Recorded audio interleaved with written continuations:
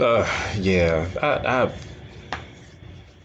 for the most part, it seems like a lot of, you know, alternative media and quite frankly, so-called left on cable news is completely, I think, missing a point. Often, a lot of them, with the exception, they're really not on the left, but they're pretty good, for the most part. The Rising is captured this sentiment that makes really a lot of sense about the stay-at-home order protests.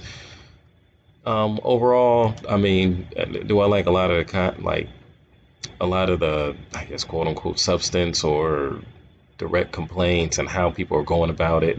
I mean, the tactics, no, I'm really not in favor of it. But at the same time, you have got to understand the sentiment. I think it was that one comedian who kind of really captured it simplistically, and just kind of laid it all out exactly how people are feeling. And there's I mean, a bigger picture when it comes to this. I mean, this is a pandemic.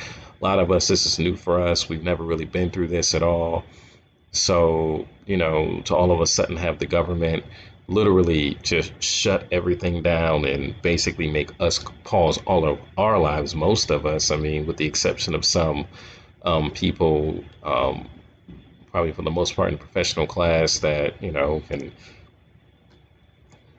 work from home and, things are still going pretty well, still receiving a paycheck. Nothing's really been lost for the most part. It's just, kind of annoying if you have kids because now they're there and they might be in the background, yelling and screaming. Okay. And then you have, but for a lot of other people, of course, this is completely horrible seeing the unemployment or the, unemployment insurance claims being filed. 26.5 million people, lives completely just altered, changed, and for the most part, a lot of them are already in a tough position to begin with. So this is just stress and anxiety on top of that. So quite frankly, we're mixing up a cocktail that's about to just completely explode, and you're just seeing rumbles at the moment. And I mean, like I said, a lot of those people there, they're saying some, I mean, pretty crazy stuff that I definitely don't agree with. But again, it's a sentiment and the overall situation that a lot of them are in. I completely empathize because people are complying, they're doing the best that they can. You asked everyone to, for the most part, most states have done this. Hey, shut it down, don't do anything. This is so you can save yourself and others. The bare minimum that the government can do, if the government, since the government is basically saying, I'm going to put you at a loss, you have to make people whole. And quite frankly, it's a lot of people looking at watching their businesses completely fail because they're getting no assistance. Typically, it's smaller businesses and individuals that are falling through the cracks. They're watching their friends, their family's business go under. They're hearing about their friends not getting any income. They can't pay their rent. They're behind on their mortgage. At what point, yeah, there is going to be a point where people lose it and they have no confidence in the government whatsoever, and they're completely vulnerable. So what do you expect someone to just be elegant about that? Just literally sit back and be like, oh, well, I guess I'm getting screwed over. I'm watching airlines get bailed out, Boeing get bailed out, possibly cruise lines that don't pay American taxes get bailed out with American taxpayer money. What, someone's supposed to just be cool with that? I don't think so. And then you got some idiots like on cable news, specifically MSNBC, who just completely just demonize these folks, for being angry when they should be angry. And I don't know how anyone thinks that makes it any better. Am I going to defend the person saying some, yeah, basically borderline racist stuff? No, I'm not going to defend that at all. But I understand why they're mad. Both can you can think both of the same things at the same time.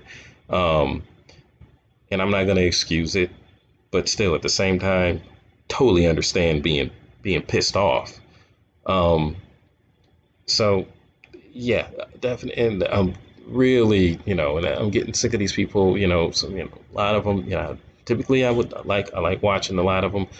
Not MSNBC, of course, or CNN or even Fox, none of that. But you know, I chime in every once in a while just to hear the stupidity and then go, okay, yeah, I'm good when I'm watching them. I made a great decision. Um, but alternative media that should come up with a different analysis or just try to at least to some degree, I would empathize, just completely empathize. Just you have to see it from their perspective. And people just basically, oh, they're not social distancing using these, okay, yeah, whatever, yeah, they're not social distancing, they're pissed off. They're watching things literally fall down and collapse around them financially, emotionally, you know, and it would have been different if the government had taken care of them adequately. You didn't get all these IPO companies, and for the most part, just a badly written program, the payment protection program, and then another slush fund to bail out a bunch of corporations to basically bail out shareholders. So they can still be comfortable as a lot of these people and live in their comfortable places, kind of like some people on, CNN, and they lecture us and tell us to do the right thing and don't go out there and make the wrong decision as you sit them see, having a comfortable time in their basement the size of most people's homes that I know. And I don't know that many people that own homes. But yeah, it's a little hard to listen to that. It is, someone to be in their mansion and basically tell everyone, hey, poo poo, be quiet. Um, don't, even though you're going through financial anxiety and a ton of stress, do the right thing by everyone else. When the entity that should be doing the right thing for them is essentially screwing them over, and telling them to be patient. So again, I don't agree with everything that people are saying out there. What not at all. But for someone to not be able to understand where at least they're coming from and why they're out there pressuring their government to basically just reopen, it's people being put in a bad spot and really not given a good way out. So for the most part, you're just seeing a segment of those people kind of just take maybe a bad, I don't even, or worse, or even, I don't even know, but it's not a good response. But eventually you're going to get a response. So, am I okay with the president kind of tossing, gasoline on it? No, because quite frankly, the president is part of the government as well to essentially sign on to these horrible packages and then essentially act as if you have nothing to do with it. That completely is that's beyond me. That's just total hypocrisy and just um, not even acknowledging that you are part of the problem as well, along with the leadership in the Senate. Senate McConnell, Mitch McConnell, um, Chuck Schumer, Nancy Pelosi, and the Treasury Secretary Mnuchin. They all suck, and they screwed over a ton of people. And basically, this is brewing, and it won't go back. And the bad part about this, when the government doesn't uphold its part of this agreement of you stay home, we'll take, and then we'll make you whole. When you don't make them whole, and then we get hit with a second wave, what do you think people are going to do? Stay home this time? They're not going to listen at all because they know if they go home and leave that business and abide by that rule, that stay home order, and you do this BS, try to threaten them with jail and everything, people are not going to stand for that. That's just not something people are going to do. They're not going to trust you a second time around.